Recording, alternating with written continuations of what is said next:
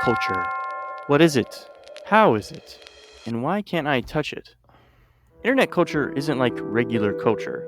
You know, regular culture like Southern American pickup trucks always having to back perfectly into a parking spot, yet somehow still end up over the line. Or when I had an entire conversation with a Scottish person without understanding a word they said. With the internet we all have access to, things are a little more complicated.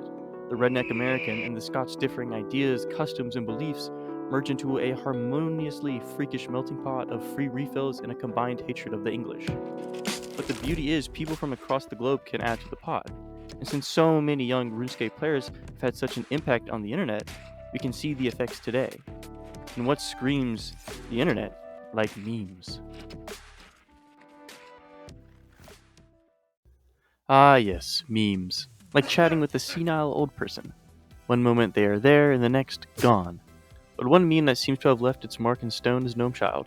What is and has been the subreddit picture for r/dank memes, Gnomechild, with its eyes that seem to be trying to hide the fact that the bowl he just smoked sent him into the next realm, is an easily recognizable symbol, even to those who do not play RuneScape.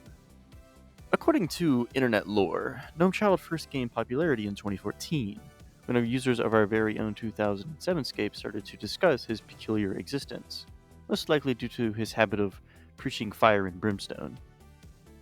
The internet, with its bizarre attraction to all things odd, composted the seeds of this young meme until its next stage of growth. Maybe due to nostalgia or the derpy nature of Gnomechild, a wider internet audience started to take hold. Pictures of the freak were spread across the internet with insightful captions such as, "I've slayed, but at what cost?" Never give up something you really want. "If I just slay here, will you slay with me and just forget the world?"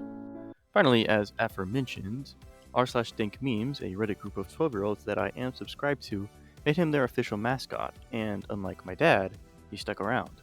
So much so that when Reddit released its r/place, you know, the one where people on the internet started to agree with RuneScape players, hey, these internet pixels are actually pretty important, Gnomechild tried to stick around. When r/place released in 2022, dank memes once again fought to leave Gnomechild's mark, winning the battle and permanently adding Gnomechild to the history books of the internet.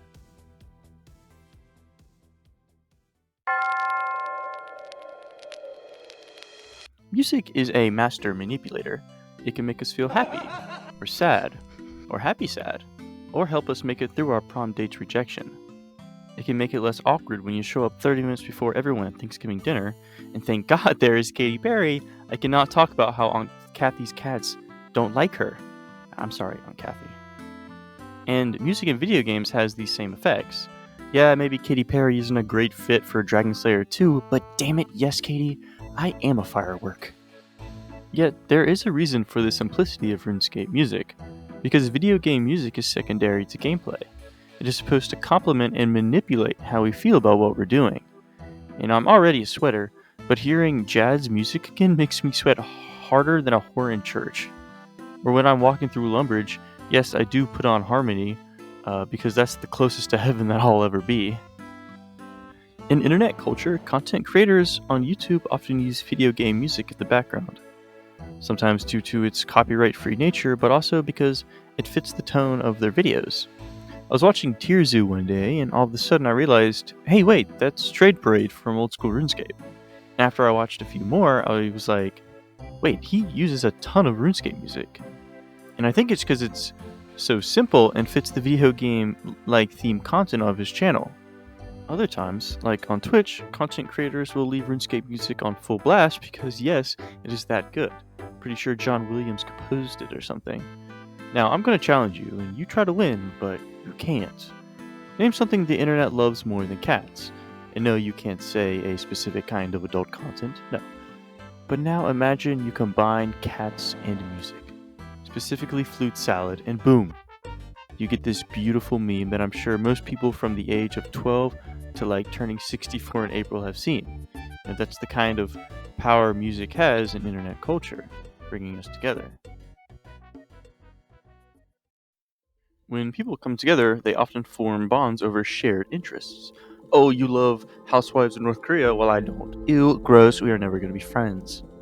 But when you grow up with the internet and play games that everyone else did, like RuneScape, a culture starts to form. Discussion boards pop up, smiles are made over a funny picture of a surreal gnome. You share simple yet beautiful songs from our childhood and videos about animals competing. Because yes, they are that good. The internet is always changing, and it is the mark of a good game when it can leave a permanent mark in the sand. And RuneScape, through everything, has done that.